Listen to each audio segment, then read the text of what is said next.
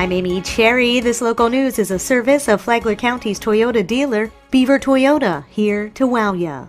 A local community has moved to halt the opening of what has been called small box stores. John Arking reports. On Tuesday, the Palm Coast City Council voted 5-0 to enact a 120-day moratorium on dollar stores while officials consider new regulations.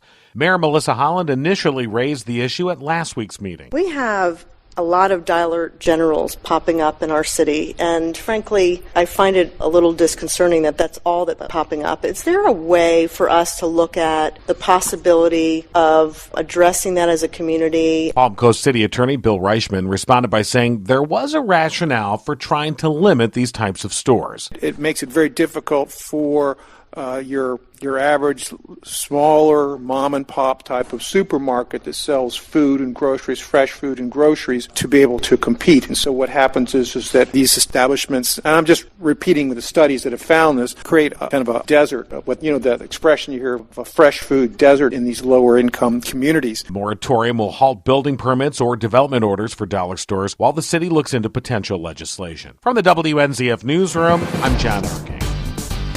Several Flagler County Sheriff's Office employees were recognized at a recent award ceremony for their accomplishments last quarter. Communications specialist Tina Eddy was named October Employee of the Month for the way she handled a suicidal call. She used her skills to locate an address for a troubled individual so the deputies could respond. Sergeant John Reckenwald was the November Employee of the Month. He received the Life-Saving Award for stopping an elderly resident from choking to death at a first responder breakfast at the Las Palmas Independent Retirement Living Facility.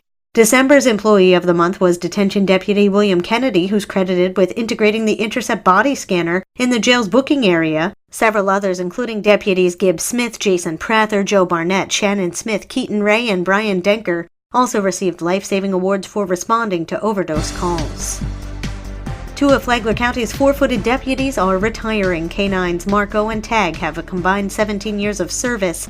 Canine Marco began his career at 1 year old in May of 2011. He served the department for 8 years, working in both the patrol and narcotics divisions. Over those 8 years, he recovered 16,000 grams of illegal drugs and contributed to more than 60 arrests. Canine Marco began his law enforcement career also at 1 year old, discovering nearly 11,000 grams of illegal drugs and contributing to 35 arrests. Both canines have spent a significant amount of time at community events and have become quite beloved. Sheriff Rick Staley called the dogs' retirements bittersweet, saying they've both gone above and beyond the call of duty. As Marco retires, Canine Holmes takes over his post, marking the force's first full-time bloodhound in decades. He'll work to find missing or suicidal persons.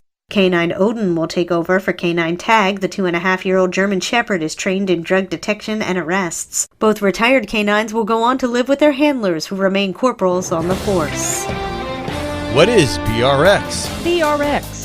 Not BMX like the bike, but BRX, Business Review Extreme. Here's Jason DiLorenzo, Palm Coast Chief Development Officer. When you go in for a tax receipt, they walk you over to our department. You'll sit with a zoning technician, and they will ask you a series of questions to try to identify exactly what you're doing and some pitfalls that might be in there. DiLorenzo said when the city works with potential business owners and brings the professionals they need to the table instead of potential business owners searching out those professionals on their own, things go better. Mayor Melissa Holland said it's another way the city's taking down the silos and the barriers that existed in the past to make the present and the future easier for everybody.